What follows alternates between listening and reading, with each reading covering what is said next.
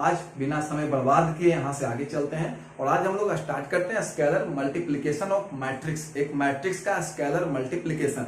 तो स्केलर आप लोग पढ़े होंगे फिजिक्स में भी 11 क्लास में, ये दिस आप लोग हिंदी में बोलते होंगे, यानी बिना डायरेक्शन का। मैथमेटिक्स में हम लोग फिलहाल अभी के लिए इस चैप्टर में स्केलर के बदले डिजिट का प्रयोग करेंगे। डिजिट यानी अंकों का प्रयोग, संख्याओं का प्रयोग करेंगे। तो चलो आ जाते हैं हम लोग। अगर हमारे पास कोई मैट्रिक्स दिया हुआ है A is equal to AIJ M cross N, मैंने आपको बताया था कि मैट्रिक्स को शॉर्ट फॉर्म में हम लोग इसी से लिखते हैं AIJ। ये ऑर्डर बताता है, एलिमेंट बताता है, मेंबर बताता है। तो अगर हम लोग इसको किसी स्केलर से मल्टीप्लाई कर दें तो क्या होगा सो देखना। अगर इसे हम लोग किसी भी स्केलर से मल्टीप्लाई करते हैं, एनी स्केलर, कोई भी स्केलर से इसको मल्टीप्लाई करोगे तो इसे आप स्केलर के स्थान पे के ले सकते हो। मान लो कि एक स्केलर है, के से इसको मल्टीप्लाई करेंगे तो जो रिजल्ट होता है, जो रिजल्ट हमें मिलता है, तो के जो है जिसे हमने मैट्रिक्स में मल्टीप्लाई किया हो, वो मैट्रिक्स के हर एक एलिमेंट से, हर एक मेंबर से, हर एक सदस्य से मल्टीप्लाई हो जाएगा। यही प्रक्रिया स्केलर मल्टीप्लिकेशन कहलाती है। तो चलो के इज इक्वल टू, हम लोग एलिमेंट को भी के से मल्टीप्लाई कर देंगे, के AIJ और M क्रॉस N। इसे कहते हैं स्केलर मल्टीप्लिकेशन। स्केलर मल्टीप्लिकेशन हम लोग मैट्रिक्स चैप्टर पर है, मैट्रिक्स में स्केलर मल्टीप्लिकेशन काफी आसान सा टॉपिक है। अगर हमारे पास कोई भी मैट्रिक्स दिया हुआ है, ए दिया हुआ, उस मैट्रिक्स को हम लोग किसी स्केलर के से मल्टीप्लाई करते हैं, कि कोई भी डिजिट हो सकता है, कोई भी स्केलर हो सकता है, कोई भी नंबर हो सकता है, ये तो वो मैट्रिक्स के हर एक एलिमेंट से मल्टीप्लाई हो जाएगा। फॉर द एग्जाम्पल, अगर हमारे पास ए इज इक्वल टू लिखा हुआ एक मैट्रिक्स 2 3 4 5 6 7, अगर कहा जाए कि 3 ए की वैल्यू निकालो तो 3 से मल्टीप्लाई सभी में करेंगे तो ये हो जाएगा 3 से मल्टीप्लाई, जो काम लेफ्ट में करा वही काम राइट में भी करूंगा। तो 3 से जब मल्टीप्लाई करोगे 2 3 4 5 6 7, कुछ ऐसा दिखेगा। ये 3 इंटू 2 6, यहाँ हर एक एलिमेंट से हमने मल्टीप्लाई किया। 3 इंटू 3 9, 3 इंटू 4 12, 3 इंटू 5 15, 3 इंटू 6 ये 18 और 3 इंटू 7 21। तो जब भी हमें कभी भी कहेगा किसी स्केलर से किसी मैट्रिक्स को मल्टीप्लाई करो तो मैट्रिक्स के हर एक एलिमेंट में, हर एक मेंबर में, हर एक सदस्य में उसी स्केलर से मल्टीप्लाई कर देना है। एक और एग्जांपल हम लोग देखते हैं, जैसे if a is equal to 1 2 3 4 then 2a is equal to what। जब 2a निकालने के लिए कहेगा तो 2 से मल्टीप्लाई करूंगा, तो 2 से हर एक मेंबर को मल्टीप्लाई करना होगा। तो 2 से मल्टीप्लाई करो 2, 2 से मल्टीप्लाई करो 4, 2 से मल्टीप्लाई करो 6, 2 से मल्टीप्लाई करो 8। तो ये जो घटना है, ये जो प्रक्रिया है, ये जो तरीका है, यह स्केलर मल्टीप्लिकेशन कहा जाता है। तो स्केलर मल्टीप्लिकेशन किसका? Of A matrix. एक मैट्रिक्स का स्केलर मल्टीप्लिकेशन, एक मैट्रिक्स को हम लोग किसी स्केलर से मल्टीप्लाई करते हैं, वो घटना के बारे में हम देख रहे थे। काफी इजी कॉन्सेप्ट है, कुछ भी नहीं करना है। जब भी आप देखो किसी भी मैट्रिक्स में हमें किसी नंबर से मल्टीप्लाई करने के लिए दिया है, किसी स्केलर से मल्टीप्लाई करने के लिए दिया है, उसी स्केलर से हमें मैट्रिक्स के हर एक मेंबर में मल्टीप्लाई कर देना है। तो इसको नोट कर लो। तो नेक्स्ट हम लोग स्केलर मल्टीप्लिकेशन देख चुके हैं अभी, और इसके बाद हम लोग देखेंगे इक्वालिटी ऑफ टू मैट्रिक्सेस। दो मैट्रिक्स इक्वल कब होता है इसकी बात करता हूं मैं आपसे। तो इक्वालिटी ऑफ टू मैट्रिक्सेस भी आसान है। इक्वालिटी ऑफ टू मैट्रिक्सेस, दो मैट्रिक्स इक्वल कब होगा? काफी इजी है। मैट्रिक्स का प्लूरल मैट्रिक्सेस होता है, तो काफी इजी है। दो मैट्रिक्स इक्वल कब होगा मैं आपको बता देता हूं। जब दोनों का ऑर्डर सेम हो और दोनों का करस्पॉन्डिंग एलिमेंट यानी जो संगत सदस्य है वो आपस में बराबर हो, तो कहेंगे कि मैट्रिक्स दोनों हमारा इक्वल है। इसे देखो मैं आपको लिख के दिखाता हूं यहाँ पे 1 2 3 4 एंड 1 2 3 4। क्या देख रहे हो? दोनों का ऑर्डर बराबर है, दो रो दोनों में, दो कॉलम दोनों में, और जो करस्पॉन्डिंग एलिमेंट है संगत सदस्य है, यानी पहला पहले के बराबर है, दूसरा दूसरे के बराबर है, पहले रो में, सेकेंड रो में पहला पहले के बराबर है, दूसरा दूसरे के बराबर है। तो यहाँ पे मैं एक बात आपको बता दूं कि यहाँ पे जो इसका ऑर्डर है वो भी सेम है और जो करस्पॉन्डिंग एलिमेंट्स है वो भी आपस में बराबर है, तो मैट्रिक्स को इक्वल मैट्रिक्स कहा जाता है। यहाँ पे दो केस होना चाहिए, एक तो हमारा ऑर्डर सेम होना चाहिए, ऑर्डर सेम होना चाहिए, ऑर्डर दोनों का सेम होना चाहिए। दूसरा जो करस्पॉन्डिंग एलिमेंट्स है वो भी आपस में समान होना चाहिए। करस्पॉन्डिंग एलिमेंट कहने का मतलब रिस्पेक्टिव एलिमेंट, रिस्पेक्टिव एलिमेंट कहने का मतलब पहला पहले के इक्वल, दूसरा दूसरे के इक्वल, इस टाइप से जो जहां है वो उसी को इक्वल होना चाहिए। तो करस्पॉन्डिंग एलिमेंट्स आर इक्वल। तो इक्वल मैट्रिक्स के लिए दो चीजें हमें चाहिए, एक तो उसका ऑर्डर सेम होना चाहिए, उसके बाद जो करस्पॉन्डिंग एलिमेंट्स है वो भी इक्वल होना चाहिए। फॉर द एग्जांपल आप और भी एग्जांपल्स उठा सकते हो, A B C D is equal to A B C D. ये दोनों मैट्रिक्स भी आपस में बराबर हैं। क्यों बराबर हैं? आप देख लो, दोनों का ऑर्डर भी सेम है और जो एलिमेंट्स हैं वो भी एलिमेंट्स भी आपस में सेम है। तो इस प्रकार का जो मैट्रिक्स होता है उसे इक्वल मैट्रिक्स कहा जाता है। इक्वलिटी ऑफ टू मैट्रिक्स काफी इंपॉर्टेंट है, इससे क्वेश्चन भी आया करता है। आप ध्यान रखना है इसको कि दो मैट्रिक्स के इक्वल होने के लिए जरूरी है कि उनका ऑर्डर भी सेम हो और जो करस्पॉन्डिंग एलिमेंट्स है, जो एलिमेंट्स है वो भी आपस में सेम होने चाहिए, बराबर होने चाहिए। क्लियर है? तो इक्वलिटी हम लोग समझ गए बच्चों। और अब यहाँ से आगे जब हम लोग चलेंगे कुछ क्वेश्चंस करने चाहिए, उससे पहले कुछ एग्जांपल समझने चाहिए ताकि जो हमारा कॉन्सेप्ट है वो और भी ज्यादा क्लियर हो जाए। तो अब हम लोग कुछ एग्जांपल देखते हैं। सबसे पहला क्वेश्चन है, क्वेश्चन फर्स्ट है, इफ एक मैट्रिक्स हमारे पास है x4, then find the value निकालनी है हमें, value of x, y, z and a। इसका वैल्यू निकालने के लिए कहा x, y, z और a का वैल्यू क्या होगा। काफी इजी, हम लोग इक्वलिटी वाला डिफिनेशन से निकाल लेंगे। y डिफिनेशन ऑफ इक्वलिटी का जो डिफिनेशन है, इक्वलिटी फर्स्ट के इक्वल होगा, x is equal to 1, second के इक्वल होगा, z इज इक्वल टू 2, फिर सेकंड रो में फर्स्ट के इक्वल होगा, y is equal to 3, second row में सेकंड के इक्वल होगा, a इज इक्वल टू 4। तो काफी आसान सा क्वेश्चन है, मैंने काफी आसान एग्जांपल दिया था, इजी एग्जांपल दिया था कि अगर ये दोनों मैट्रिक्स आपस में सेम है तो कुछ अननोन टर्म्स थे जिनके वैल्यू हमें निकालने थे, तो आप भी आसानी से निकाल सकते हो। फर्स्ट के इक्वल, सेकंड के इक्वल, करस्पॉन्डिंग एलिमेंट्स को इक्वल करके आप आसानी से इसकी वैल्यू निकाल सकते हो। तो चलो एक आप लोग ट्राई करना, उसके बाद हम लोग नेक्स्ट में चलेंगे।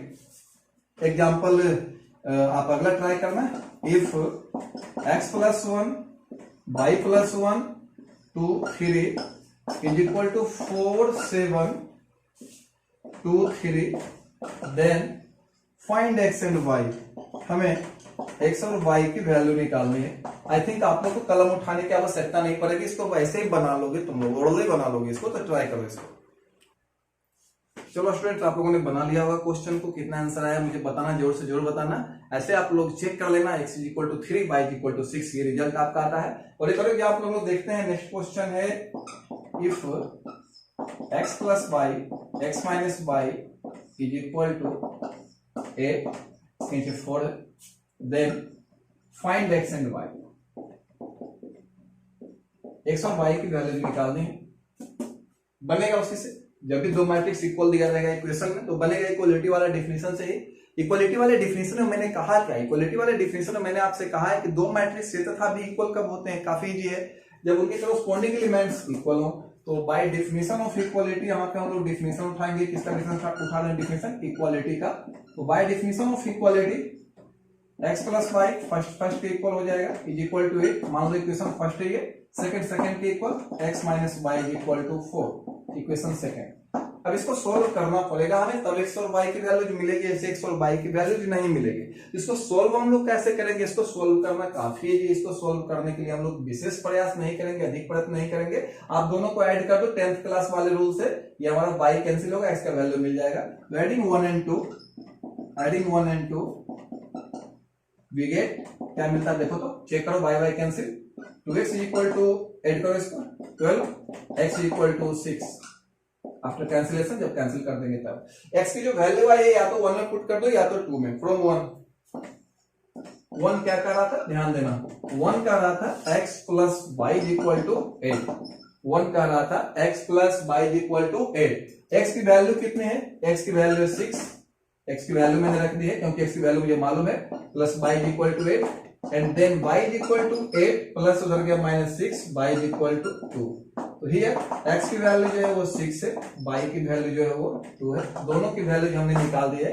इस प्रकार का काफी क्वेश्चन रह सकता है। और काफी आसान है। जब भी इक्वेशन दिया रहा है, मैट्रिक्स इक्वेशन दिया रहा है आपका इस फॉर्म में दिया रहा है, दोनों साइड मैट्रिक्स लेके इक्वल दिया हो रहा है, तो बनाने का मेथड यही है। आप इक्वलिटी का डिफिनेशन लगा दो। इक्वलिटी का डिफिनेशन क्या कहता है कि दो मैट्रिक्स ए और बी आपस में इक्वल होते हैं कि दोनों का ऑर्डर भी सेम हो, और इसके बाद मैंने कहा था करस्पॉन्डिंग एलिमेंट्स हैं, जो संगत सदस्य हैं वो आपस में बराबर होंगे तो दो मैट्रिक्स हमारा इक्वल होगा, अन्यथा इक्वल नहीं होगा। और इक्वलिटी से हम लोग अननोन वैल्यू निकालते हैं। क्वेश्चन इससे आता है, काफी इंपॉर्टेंट है। हम लोग और भी क्वेश्चन करते हैं, लिंक मैंने डिस्क्रिप्शन में दे दिया प्रैक्टिस का, वहां जाके आप लोग प्रैक्टिस भी कर सकते हो। तो चलो फिलहाल और क्वेश्चन देखते हैं, इसको नोट करो। तो नेक्स्ट क्वेश्चन हम लोग देखते हैं। तो अभी हम लोग x y की वैल्यूज निकाले थे, और नेक्स्ट क्वेश्चन में भी हम लोग ऐसा ही कुछ करने वाले हैं, अननोन वैल्यूज निकालेंगे। तो क्वेश्चन है, देखो ध्यान से देखना। क्वेश्चन है इफ एक मैट्रिक्स है हमारे पास x minus y, right value x plus y plus z, x plus y plus z की वैल्यू पूछ रहा।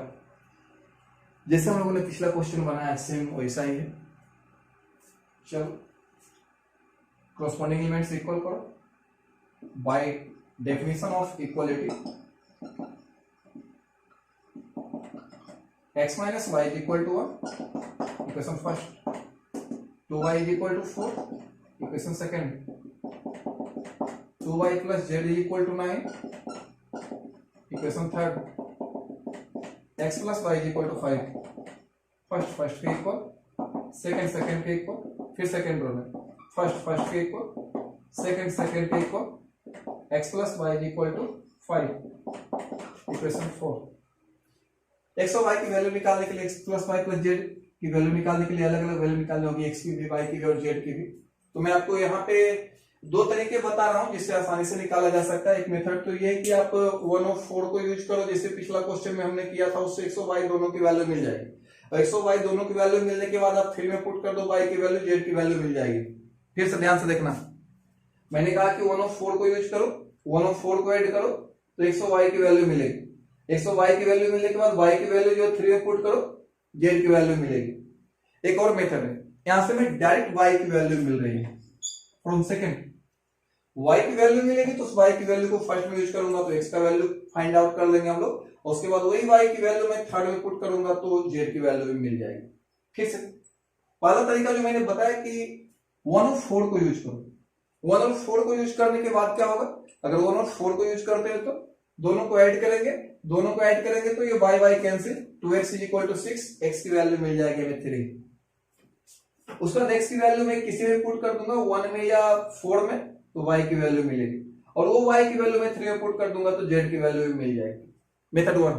दूसरा मेथड मैंने कहा कि वो उससे इजी है, हम लोग यहां से चलते हैं 2 से, from 2, equation second. 2y is equal to 4, y is equal to 2, y की वैल्यू डायरेक्ट मिल जाएगी, ये मल्टीप्लिकेशन से उधर जाकर डिवीजन में चेंज करेगा। देन और y की वैल्यू मिल चुकी है तो हम आ जाते हैं इक्वेशन फर्स्ट में, from equation first x minus y is equal to 1, x minus y की वैल्यू है मेरे पास कितना है 2 is equal to 1, x is equal to 1 plus 2, x is equal to 3।